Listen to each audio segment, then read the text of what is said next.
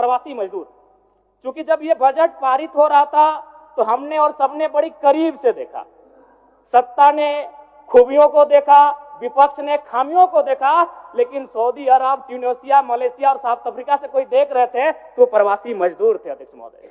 लेकिन क्या कहा, एक वाक्य में बजट समाप्त हो गया अध्यक्ष महोदय, प्रवासी मजदूर।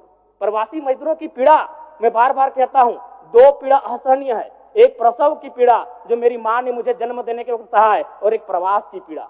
लेकिन आज प्रवासी मजदूरों के लिए क्या अध्यक्ष महोदय, एक लाइन में खत्म हो गया। प्रवासी मजदूरों का निबंधन ऑनलाइन किया जा रहा है। अब तक 1,91,000 मजदूरों का निबंधन किया गया है।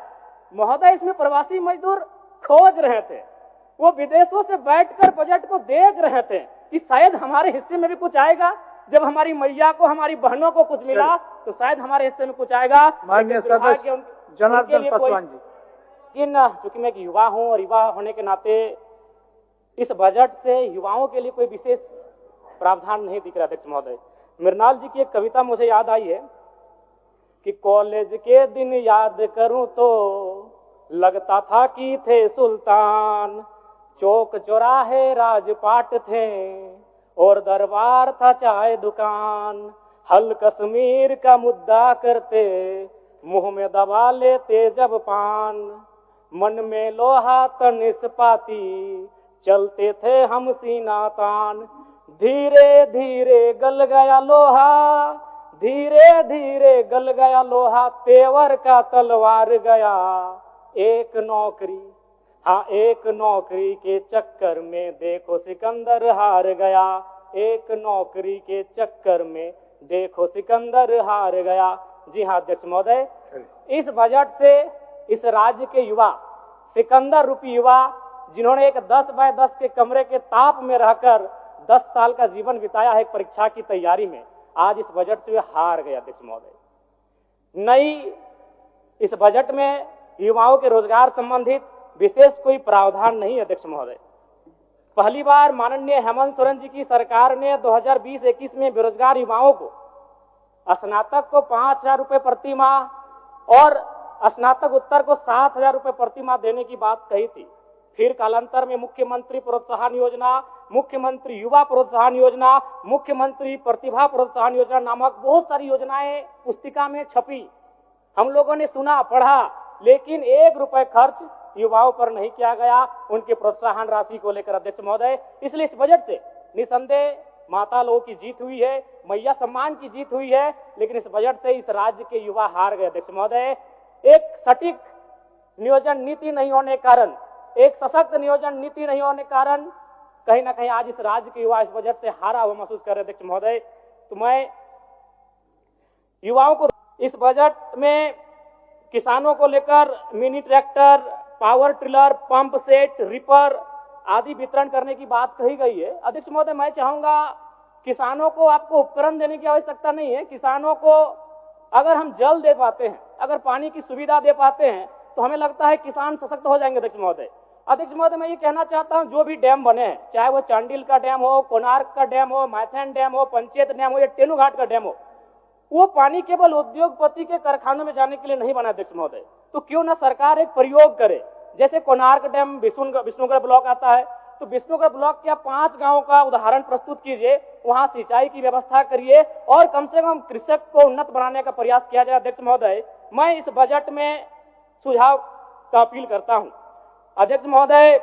चलिए, और 1 मिनट लेंगे, ज्यादा नहीं अध्यक्ष महोदय। परम श्रद्धेय आदरणीय, इस बजट से दिव्यांग, वृद्धा और विधवाओं को बड़ी आस थी अध्यक्ष महोदय, और जब इस बजट को पढ़ा, और वे लोग भी जब पढ़ेंगे तो बड़ा विशाल लगेगा। 1,449 करोड़ 26 लाख, बहुत बड़ी राशि।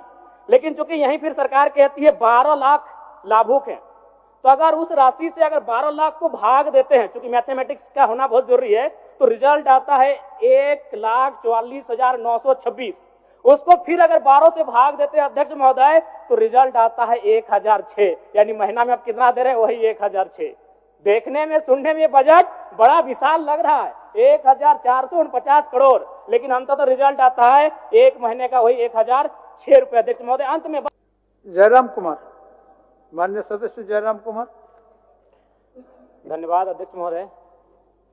सर समय का ध्यान रखिए। माननीय वित्त मंत्री महोदय ने कल बजट को पारित करने से पूर्व इस राज्य के तमाम बलिदान पुरुषों को याद किया, और चूंकि मैं उन्हें सुझाव नहीं अनुरोध करूंगा, चूंकि मेरी आयु से 1.5 गुना उम्र का उनका राजनीतिक जीवन रहा है। मेरी आयु 30 साल है, उनका राजनीतिक जीवन 45 साल का है।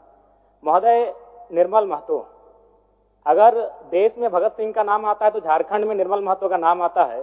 बजट में उनको आभार जताना छूट गया। मैं आपसे अनुरोध करूंगा, जब अगला बजट पारित हो तो निर्मल महतो का सम्मान, उनके बलिदान का सम्मान रखा जाए। धन्यवाद अध्यक्ष महोदय। माननीय वित्त मंत्री जी के द्वारा प्रस्तुत बजट पर अपने विचार रखने आया हूं। वित्तीय वर्ष 2025-26 के लिए 1,45,000 करोड़ रुपए का बजट आया है। आंकड़े सुनने में बहुत अच्छे और बेहतरीन है, लेकिन जब इस पर कार्य धरातल पर होगा महोदय तो बहुत बड़ी उपलब्धि होगी। निसंदेह इस राज्य सरकार की एक महत्वाकांक्षी योजना रही मैया सम्मान, उस पर लगभग बजट का 9.5% प्रावधान दिया गया। लेकिन मेरा मानना है अभी भी 2 महीनों से मैया सम्मान योजना की राशि निर्गत नहीं हो पाई है। तो कहीं ना कहीं इच्छा शक्ति का अभाव, बजट कितना भी विशाल बेहतरीन क्यों ना हो, अगर कार्य करने की इच्छा शक्ति ना हो तो उस बजट का सदुपयोग नहीं कर पाते अध्यक्ष महोदय। इस बार कृषि में 4,587 करोड़ का प्रावधान है, जो कि सराहनीय है। लेकिन चूंकि मैं एक युवा हूं और युवा होने के नाते इस बजट से युवाओं के लिए कोई विशेष प्रावधान नहीं दिख रहा अध्यक्ष महोदय।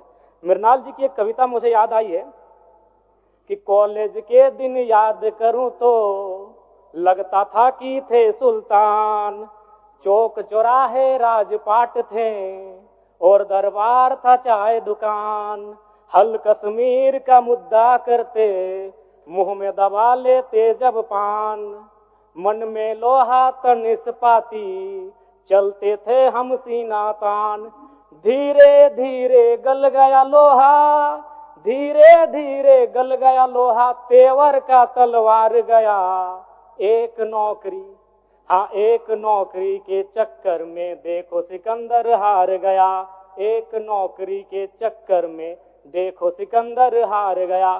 जी हाँ अध्यक्ष महोदय, इस बजट से इस राज्य के युवा, सिकंदर रूपी युवा, जिन्होंने एक 10 बाय 10 के कमरे के ताप में रहकर 10 साल का जीवन बिताया है परीक्षा की तैयारी में, आज इस बजट से वे हार गए अध्यक्ष महोदय। नई इस बजट में युवाओं के रोजगार संबंधित विशेष कोई प्रावधान नहीं अध्यक्ष महोदय।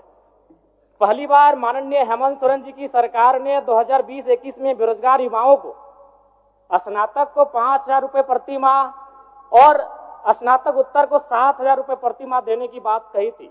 फिर कालांतर में मुख्यमंत्री प्रोत्साहन योजना, मुख्यमंत्री युवा प्रोत्साहन योजना, मुख्यमंत्री प्रतिभा प्रोत्साहन योजना नामक बहुत सारी योजनाएं पुस्तिका में छपी। हम लोगों ने सुना, पढ़ा, लेकिन 1 रुपए खर्च युवाओं पर नहीं किया गया उनके प्रोत्साहन राशि को लेकर अध्यक्ष महोदय। इसलिए इस बजट से निसंदेह माता लोगों की जीत हुई है, मैया सम्मान की जीत हुई है, लेकिन इस बजट से इस राज्य के युवा हार गए अध्यक्ष महोदय। एक सटीक नियोजन नीति नहीं होने के कारण, एक सशक्त नियोजन नीति नहीं होने के कारण कहीं ना कहीं आज इस राज्य के युवा इस बजट से हारा हुआ महसूस कर रहे अध्यक्ष महोदय। तो मैं युवाओं को रोजगार कैसे मिले? जिस राज्य में 40% खनिज संपदा, उस राज्य के युवा अगर हताशा, निराशा के दौर से गुजर रहे अध्यक्ष महोदय, तो कहीं ना कहीं इस बजट पर युवाओं के दृष्टिकोण से एक सवाल और प्रश्न चिन्ह खड़ा होता है अध्यक्ष महोदय। अध्यक्ष महोदय, राज्य में अनुसूचित जाति परामर्शदात्री आयोग का गठन सराहनीय है, इसकी मैं सराहना करता हूं और वित्त मंत्री जी को साधुवाद देता हूं। महोदय, अंत में मैं इस सिस्टम पे आता हूं। इस सिस्टम पे आना इसलिए जरूरी अध्यक्ष महोदय, चूंकि माननीय वित्त मंत्री महोदय ने विधायिका के कर्तव्य का अनुपालन करते हुए बजट को तो प्रस्तुत किया, लेकिन यदि कार्यपालिका का सहयोग नहीं रहेगा अध्यक्ष महोदय, तो ऐसे बजट का कोई उपयोग नहीं रह पाएगा। आंकड़े कहते हैं 2023-24 का आंकड़ा अध्यक्ष महोदय, बजट का कुल योग था 1,41,498 करोड़, लेकिन हम लोग खर्च कर पाए थे 1,07,920 करोड़, यानी लगभग 33,000 करोड़ की राशि खर्च ही नहीं हो पाई थी अध्यक्ष महोदय। और इस बार का जो बजट है, जो पूर्व का, उसमें भी मात्र 65% ही राशि को खर्च किया गया। इसलिए विधायिका के साथ साथ अगर कार्यपालिका अपनी जिम्मेवारी का अनुभव नहीं करेगी, अनुपालन नहीं करेगी अध्यक्ष महोदय, फिर बजट का कोई प्रावधान नहीं रहता है। अध्यक्ष महोदय, ज्यादा नहीं और 1 मिनट का समय लेंगे अध्यक्ष महोदय, चूंकि इस बजट में किसानों को लेकर mini tractor, power tiller, pump set, ripper आदि वितरण करने की बात कही गई है। अध्यक्ष महोदय, मैं चाहूंगा किसानों को आपको उपकरण देने की आवश्यकता नहीं है। किसानों को अगर हम जल दे पाते हैं, अगर पानी की सुविधा दे पाते हैं, तो हमें लगता है किसान सशक्त हो जाएंगे। अध्यक्ष महोदय, मैं ये कहना चाहता हूं, जो भी डैम बने हैं, चाहे वो चांडिल का डैम हो, कोणार्क का डैम हो, मैथन डैम हो, पंचेत डैम हो या टेनूघाट का डैम हो, वो पानी केवल उद्योगपति के कारखानों में जाने के लिए नहीं बना। अध्यक्ष महोदय, तो क्यों ना सरकार एक प्रयोग करे, जैसे कोणार्क डैम विष्णुगढ़ ब्लॉक आता है, तो विष्णुगढ़ ब्लॉक के 5 गांवों का उदाहरण प्रस्तुत कीजिए, वहां सिंचाई की व्यवस्था करिए और कम से कम कृषक को उन्नत बनाने का प्रयास किया जाए। अध्यक्ष महोदय, मैं इस बजट में सुझाव का अपील करता हूं। अध्यक्ष महोदय, चलिए और 1 मिनट लेंगे, ज्यादा नहीं अध्यक्ष महोदय। परम श्रद्धेय आदरणीय, इस बजट से दिव्यांग, वृद्धा और विधवाओं को बड़ी आस थी अध्यक्ष महोदय, और जब इस बजट को पढ़ा, और वे लोग भी जब पढ़ेंगे तो बड़ा विशाल लगेगा। 1449 करोड़ 26 लाख, बहुत बड़ी राशि। लेकिन चूंकि यहीं फिर सरकार कहती है 12 लाख लाभुक हैं, तो अगर उस राशि से अगर 12 लाख को भाग देते हैं, चूंकि मैथमेटिक्स का होना बहुत जरूरी है, तो रिजल्ट आता है 1,44,926। उसको फिर अगर 12 से भाग देते हैं अध्यक्ष महोदय, तो रिजल्ट आता है 1006, यानी महीना में आप कितना दे रहे हैं, वही 1006। देखने में, सुनने में बजट बड़ा विशाल लग रहा है, 1449 करोड़, लेकिन अंततः रिजल्ट आता है 1 महीने का वही 1006 रुपए। अध्यक्ष महोदय, अंत में बस प्रवासी मजदूर, क्योंकि जब ये बजट पारित हो रहा था तो हमने और सबने बड़ी करीब से देखा, सत्ता ने खूबियों को देखा, विपक्ष ने खामियों को देखा, लेकिन सऊदी अरब, ट्यूनीशिया, मलेशिया और साउथ अफ्रीका से कोई देख रहे थे तो प्रवासी मजदूर थे। अध्यक्ष महोदय, लेकिन क्या कहा, एक वाक्य में बजट समाप्त हो गया। अध्यक्ष महोदय, प्रवासी मजदूरों की पीड़ा, मैं बार बार कहता हूं, 2 पीड़ा असहनीय है। एक प्रसव की पीड़ा, जो मेरी मां ने मुझे जन्म देने के वक्त सहा है, और एक प्रवास की पीड़ा। लेकिन आज प्रवासी मजदूरों के लिए क्या अध्यक्ष महोदय, एक लाइन में खत्म हो गया। प्रवासी मजदूरों का निबंधन ऑनलाइन किया जा रहा है। अब तक 1,91,000 मजदूरों का निबंधन किया गया है। महोदय, इसमें प्रवासी मजदूर खोज रहे थे, वो विदेशों से बैठकर बजट को देख रहे थे कि शायद हमारे हिस्से में भी कुछ आएगा। जब हमारी मैया को, हमारी बहनों को कुछ मिला, तो शायद हमारे हिस्से में कुछ आएगा। माननीय सदस्य जनार्दन पासवान जी, ठीक, जनार्दन पासवान जी।